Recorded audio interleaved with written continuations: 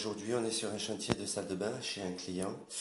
Il m'a demandé en fait de lui tomber tout l'ancien, le carrelage au mur, euh, des modifications sur l'électricité.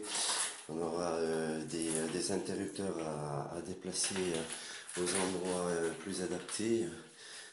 Voilà, le carrelage à tomber, la douche, la baignoire. Ici, j'ai déjà démonté, il y avait une double vasque. Voilà.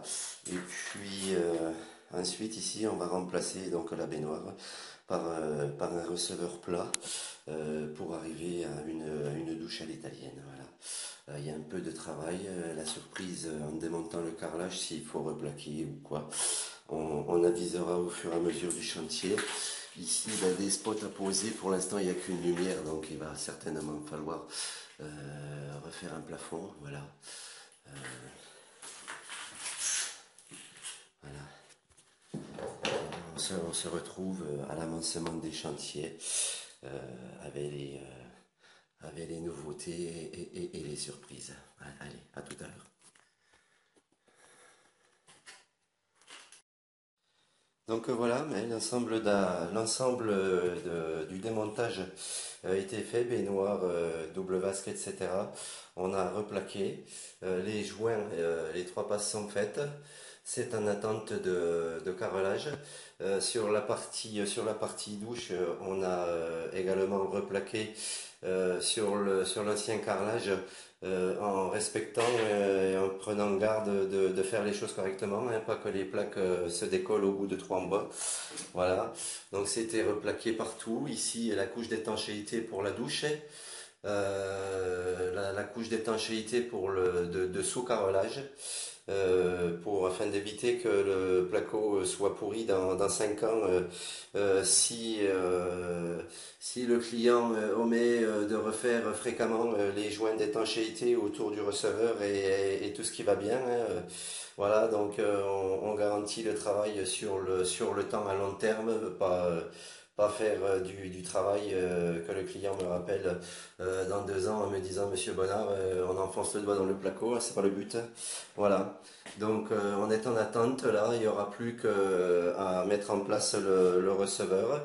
Les éléments de plomberie, colonne de douche, meubles, double vasque, avec les évacuations, les branchements, hein, tout ce qui va bien. Voilà.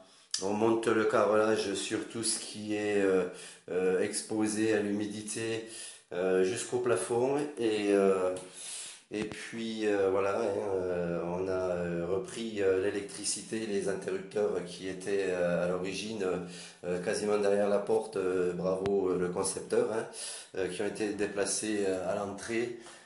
Voilà, hein, la lumière qui était retirée au plafond, etc.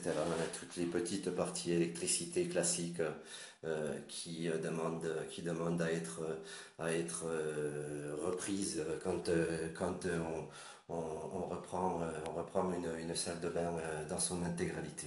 Voilà. Allez, je vous dis à plus tard, hein, quand on saura au final que tout sera carrelé et que les éléments seront montés. Voilà, à plus tard. Donc voilà, après une centaine d'heures de travail sur cette fameuse salle de bain, on est arrivé au terme.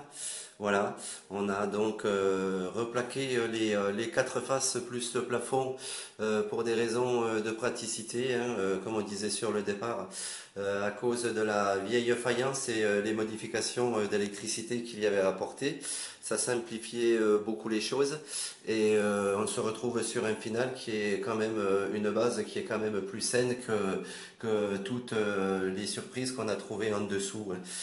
Ici, eh bien, forcément, puisque c'était replaqué, hein, on a un habillage en tour de fenêtre. Contrairement à ce qu'on avait sur le départ ici à la baignoire, je ne sais pas si vous vous souvenez, il y avait un caisson qui était tout dégueu, un ramasse problème en fait.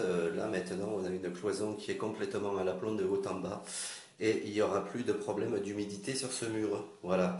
Donc en fait, hein, on a installé, fini, plaqué, carrelé, installé les sanitaires.